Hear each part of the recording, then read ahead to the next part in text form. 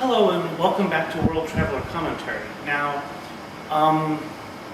my formal training is in history, and so consequently there are a lot of things that I look at in relation to current events which I look at from a historical perspective rather than the narratives that were pushed from the media and so forth. And so today I'd like to talk about the history of NATO enlargement, Russia's response to it, and how this plays into the current Russia-Ukraine war. This is an area where pretty much both sides are relatively revisionist, and so I'm going to be talking a lot about what the historical record actually says, at least the parts of it that I can access, as well as what it doesn't say, and how things went horribly wrong. Now, if you listen to, and I guess the other thing to note here is that on the topic of NATO enlargement and Russia's response to it specifically, I'll be working entirely from primary sources. So these are the National Security Archive from the United States, as well as interviews with key people who were involved in the first round of NATO enlargement. In particular, there was a really good interview that Robert Hunter gave with neutrality studies that I'll link to below. But we do need to understand the background of things before we get to the point of the fall of the Soviet Union and the end of the Cold War. And so I am going to rely on secondary sources for that part. Now, arguably, you could go all the way back to the Napoleonic Wars to kind of understand the background here, but from our perspective here, we're going to start with the year 1975 and the founding of the, I think it was 1975, I've got to double check that, but the founding of the Office for Security and Cooperation in Europe. Now, this was created during the Cold War as basically an agreement for cooperation between the Warsaw Pact and NATO in order to diffuse tensions and build trust. This whole process had been mediated in part by Finns, who were at that point neutral within the Cold War. And I think this highlights the necessity for there being neutral countries which can engage in this sort of diplomacy, but that's not really here nor there. The Office for Security in Europe, Office for Security and Cooperation in Europe was basically there to push for the idea of indivisible security. And after the fall of the Cold War, certain changes happened. I'll get to those, but the fundamental concept was indivisible security, and that's really important to understand here. Now, in international relations, there's a concept called a security dilemma. A security dilemma is a situation where multiple different parties are acting in a way in which they believe to be defensive and promoting their own security, while at the same time engaging in an escalatory spiral. In other words, everybody can believe that they are defending their own interests and trying to prevent conflict, while at the same time sleepwalking into war.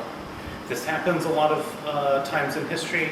A case can be made that this was what led to World War II, and indeed the rise of the Nazi Party in Germany, in reaction to the ways in which the Treaty of Versailles placed particular burdens on Germany that led to additional security dilemmas there. I'm not going to go into that. Again, if people want me to, I'm happy to try to dig that up a little more. Certainly World War I, though, is a case where a lot of the groundwork for the conflict happened specifically as a result of security dilemmas. So, the Office for Security and Cooperation in Europe was specifically designed to reduce the chance of there being security dilemmas that could result in nuclear war. And the idea was to push this concept of indivisible security. In other words, the security of Warsaw Pact members depended on the security of NATO members and vice versa. if either side would try to undermine the other side's security, then you get these escalatory spirals and these security dilemmas and so forth, and the continent's on the path towards war. Nobody wants that, so, you know, make sure everybody's talking, make sure there's cooperation, right?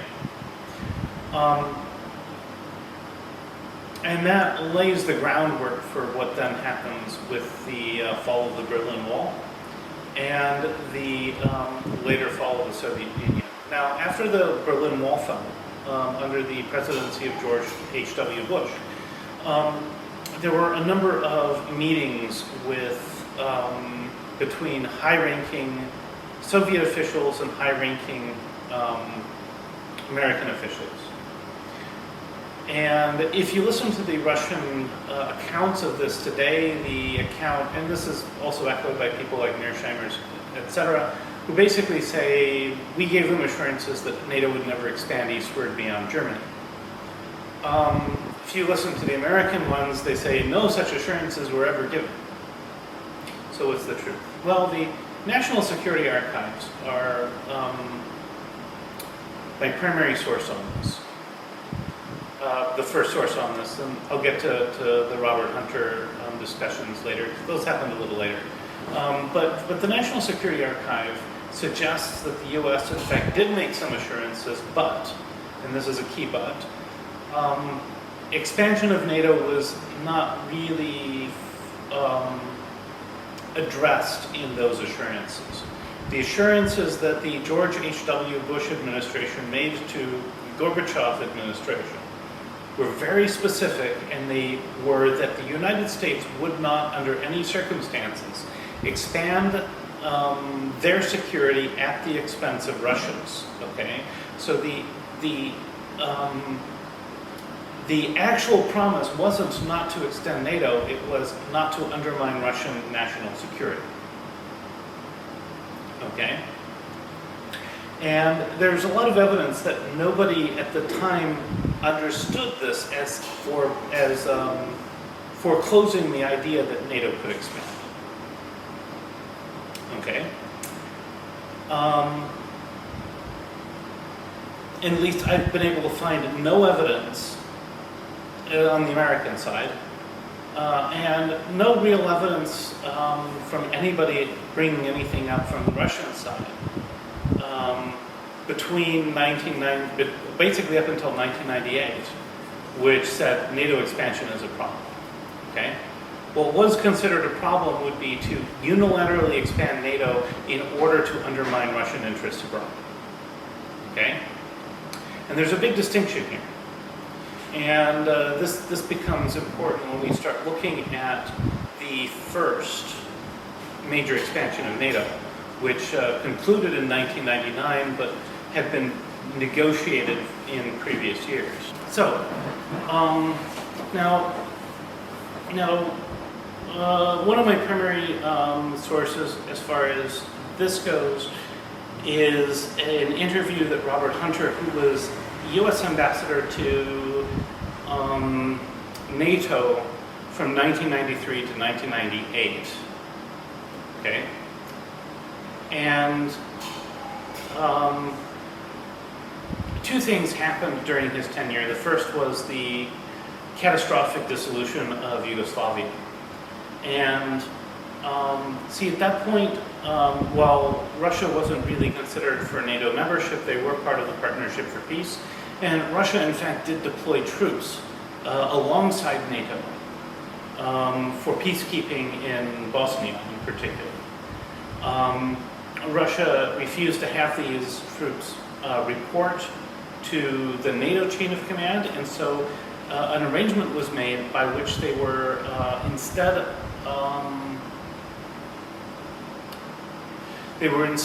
reporting to the U.S. general as the U.S. general rather than as the commander of NATO, right? And everybody was relatively happy with that. At the same time, there was negotiation to bring Poland, Hungary, and Czechia into NATO, and Russia didn't, as far as I can tell, object to that at first. selling point to Russia was that this would completely surround Germany with NATO members, and therefore it would take Germany, a united Germany, off the front lines and make rearming of Germany less likely, and therefore, while it did involve an expansion of NATO, this was sold to Russia as part of indivisible security for Russia as well.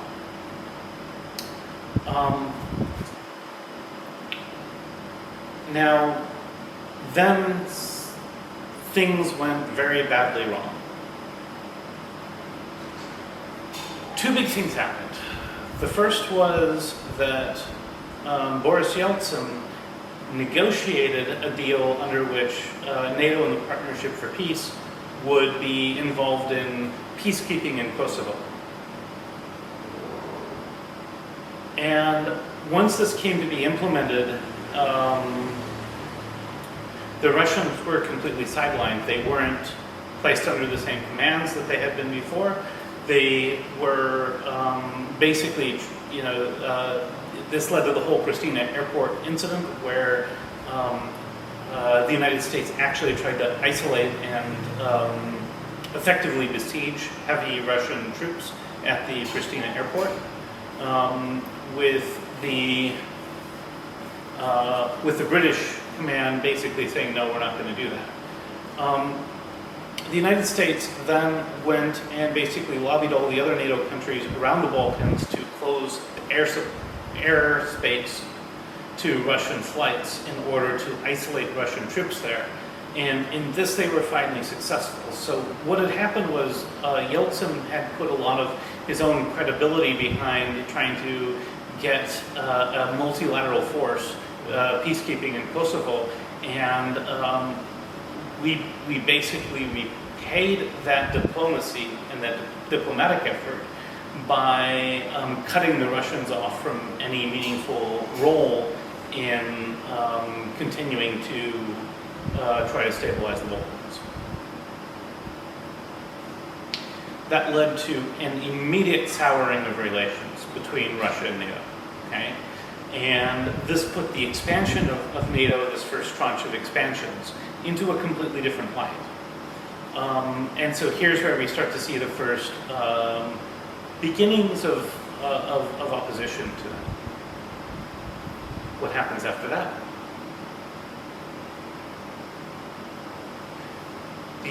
NATO starts bombing Serbia, which was a key Russian ally, and which Russia had put all of this diplomatic effort in to get this joint force to be able to patrol part of Serbia, which being Kosovo, which has been an autonomous republic in Serbia, much the way that Crimea had been an autonomous republic within Ukraine. Okay. Now,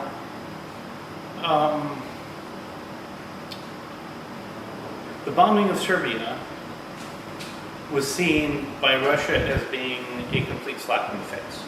This led to the Russian foreign minister turning around his plane over the Atlantic, returning, rather than continuing diplomatic efforts. It led to Russia announcing, formally protesting the expansion of NATO to include Poland, Hungary, and the Czech Republic. And it included the initiation of new nuclear weapons programs on Russia's side.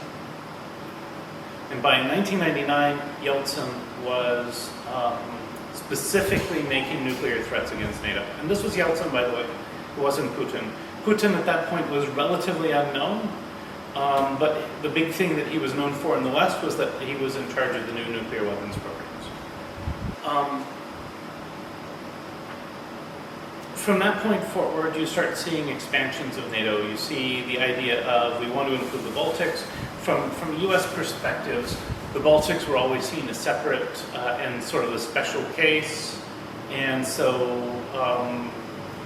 the United States really didn't care what Russia thought about including the Baltics in NATO.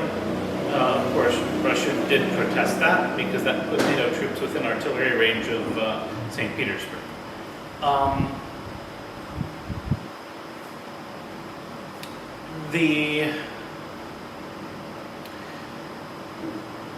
the really big problem then came in 2008. So now we're talking 10 years after the souring of relations. When you had the NATO summit in Bucharest, I believe, and the statement was made that Georgia and Ukraine would eventually be part of NATO. This was seen in the context of this complete souring of relations as being a hostile military action. So the key things I want to really I really kind of want to reinforce here are in the early stages, Russia's complaints were not really to the expansion of NATO per se. They have to be understood as being objections to the idea of NATO undermining Russian national security. And those are very, very different concerns. The expansion of NATO to include Poland, Hungary, and the Czech Republic was something that Russia originally was open to, but began to protest only because NATO turned their back on Russian participation in partnership programs and began to actively undermine Russian influence in trying to solve some regional conflicts in the area. And so we get to a situation today where there's a lot of hostility built up. And it's the hostility that's the problem, not the expansion.